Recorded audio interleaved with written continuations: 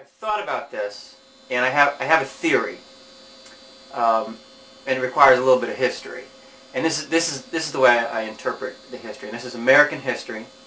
If you think back to the founding of the United States, this idea of individualism is built into the philosophy of the young Union of States.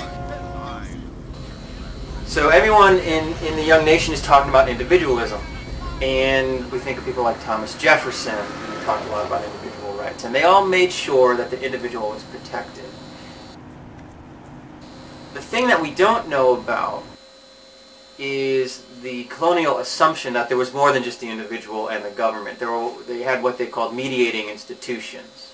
And the mediating institutions were kind of a buffer between the individual and the government. And these are, very simply, the schools, civic organizations, clubs, things like the Masons.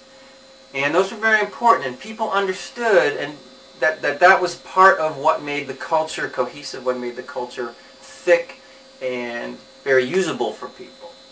Alexis de Tocqueville, who was the French observer of United States culture in the 1830s, came through and he said, you know, this is a great country, but I already see that your mediating institutions, these middle institutions, are eroding. And he said, in 100 years, you're going to just be a nation of individuals.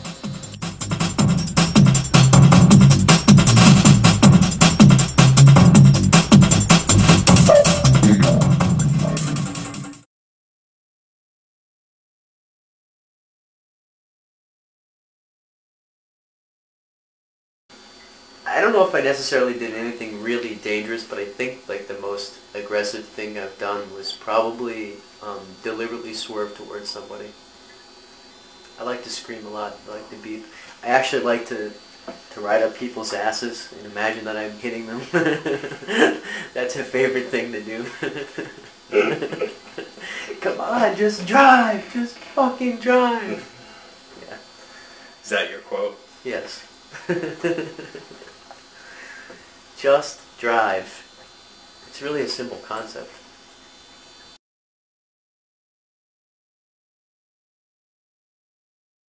Mean-spiritedness was one of the signs. People not treating each other civilly. People suing each other in ways that they weren't doing in Europe. People feeling violated too easily violated. Like the slightest little thing would happen and you get all upset about it. And you'd sue. And you didn't think in terms of managing the conflict and healing the relationship. You went for damages. And I think you can see already how road rage is the same kind of thing. You're driving around in your car. You're all alone.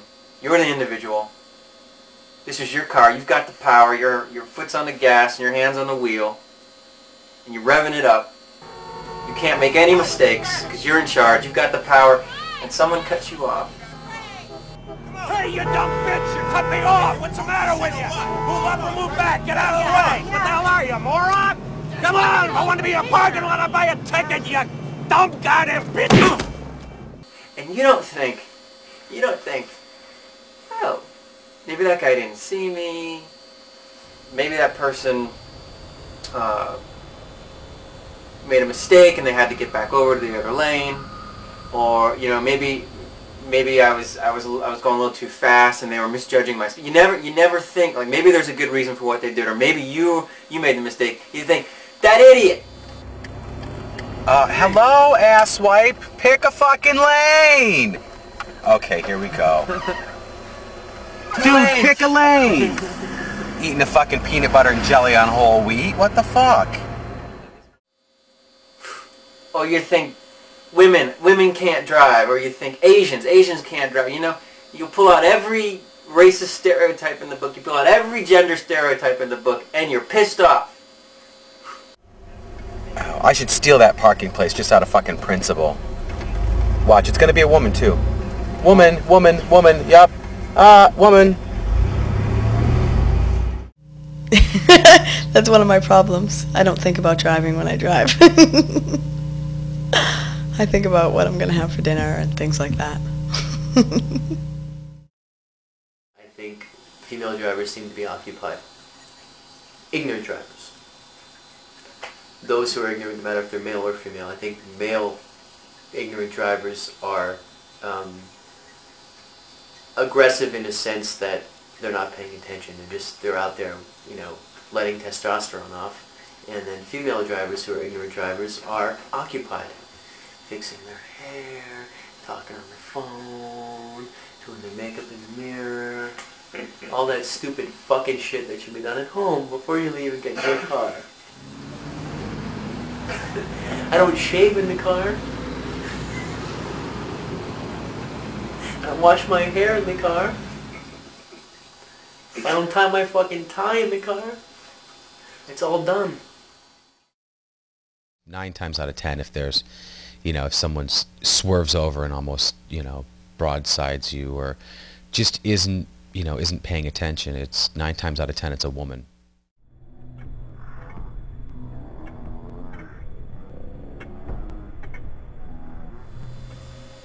I think the problem is the lack of accountability that people have to each other. No one's accountable. We don't have sympathy for each other. And I think that's just a cultural phenomenon that they didn't have 200 years ago, although you could see it coming. And now we have it, and we're living with it, and road rage is one manifestation of it. Columbine is another manifestation of it. Kosovo is a manifestation of it. I think that people also think that the other person is going to stop. Nobody wants to get in the accident. You know, sometimes I'd welcome the accident just for the excitement, just to prove the point. But yeah, I think that there's a false sense, you know, that that person's not going to hit you. I'll hit you.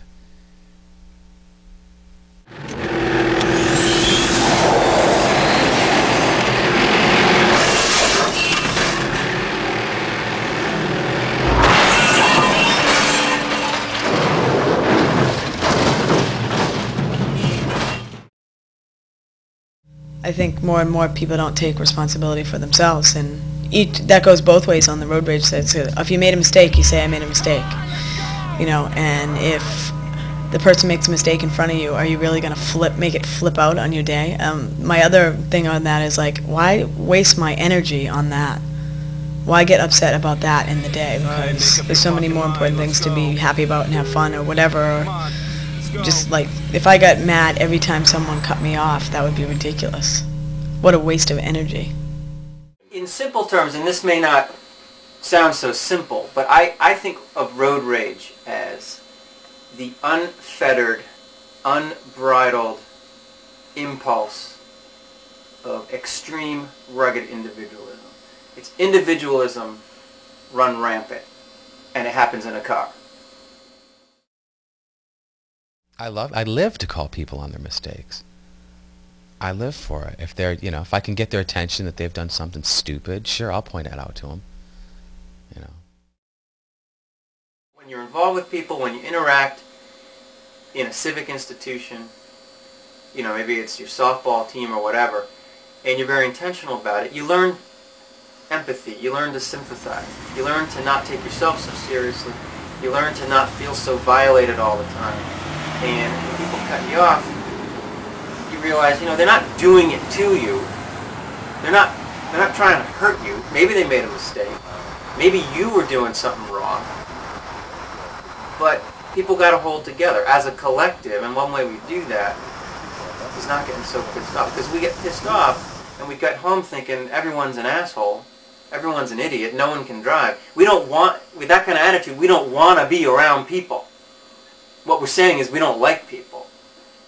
And I think for most people that's not true. We actually do like people. I think human beings are inherently social creatures. A way to reduce road rage is to decrease the number of incidences of ignorant drivers.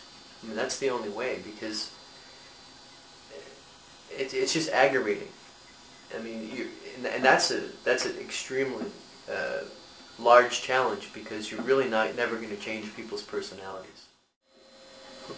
Just think about it. If you're accountable, like really accountable, and you respect other people, you like other people, you like the fact that you have relationships, and you think about that a lot, and you care about that, you're really much less likely to get angry at someone who cuts you off. Because you know it's a mistake. You know they don't mean it. Again, you know they're not trying to hurt you.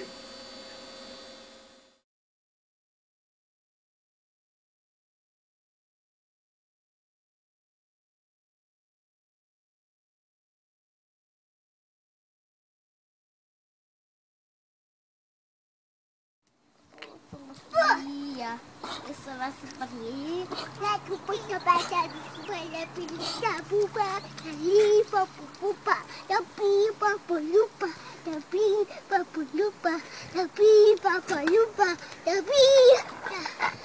tapi papa lupa tapi papa lupa tapi papa lupa tapi papa lupa tapi papa lupa tapi papa lupa